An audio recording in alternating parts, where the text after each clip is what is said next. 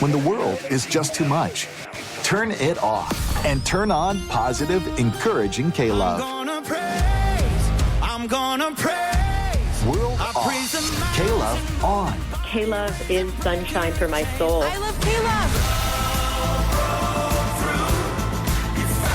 Listen now on your radio, online, or on the free K-Love app. K-Love makes me feel so good. Positive, encouraging K-Love.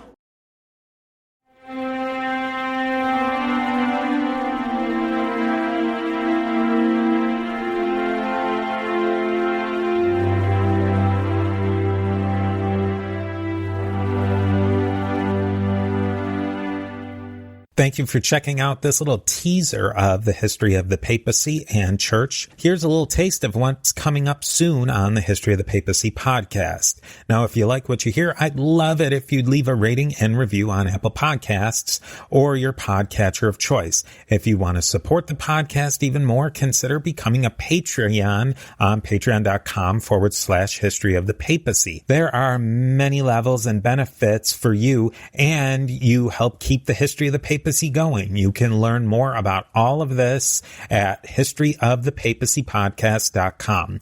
With that, here's another piece of the mosaic of the popes of Rome and Christian church, and I will definitely be talking to you more soon.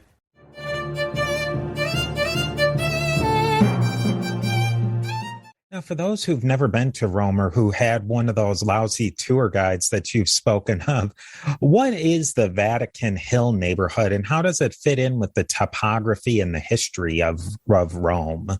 Well, Vatican is actually built on what was a long time ago a hill, and it was a hill right outside of the traditional wall of Rome, about roughly 300 yards from what became Nero's palace, and it was a garbage dump. That's what it was. It was a hill, okay, but not one of the 7 hills of Rome. It's not so far off the Tiber River, and it was used to throw stuff on. And what really happened is, of course, Peter, after he was killed, was just the body of a slave. His body was thrown on that hill, and his friends came, and Christians came.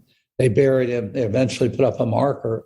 And then later, shortly after that, it became a place where Romans built elaborate tombs. You could see in those days the road to Naples went right by Vatican Hill, and you could actually look up on the hill and you could see the tombs. And so they'd go by and they'd go, "Hey, there's the Guerra family tomb, or there's the O'Neill family tomb." And these were elaborate family tombs, almost like second houses. And so the whole family would get together. The O'Neills would get together on Vesuvius or 4 or 5 times a year, and the Romans cremated their dead, so they'd have ashes of their ancestors, and they'd go, "Hey, there's Uncle George up there. Remember Uncle George?" And then around the center of the tomb, in many cases, there were fabulous pictures, portraits, almost like a big movie room is what I think about, from plays and from other stuff. And so they were like second homes, and you could look at them as you left Rome. And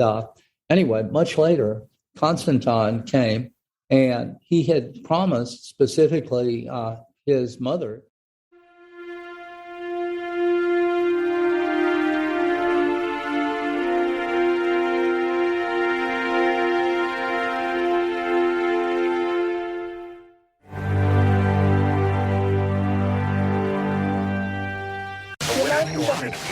When the world is just too much, turn it off and turn on positive, encouraging K-Love. I'm gonna praise. World off. K-Love on. K-Love is sunshine for my soul. I love K-Love. Listen now on your radio, online, or on the free K-Love app. K-Love makes me feel so good. Positive, encouraging K-Love. AI can help you write, research, and solve problems faster than ever before. But there is a problem. Most AI is built on a worldview that does not reflect biblical truth. That's why Dominion Chat exists. Dominion brings the power of AI under the lordship of Christ. All the benefits of modern AI built on a biblical worldview foundation. Your work matters, but so does your soul. Sign up today at dominion.chat.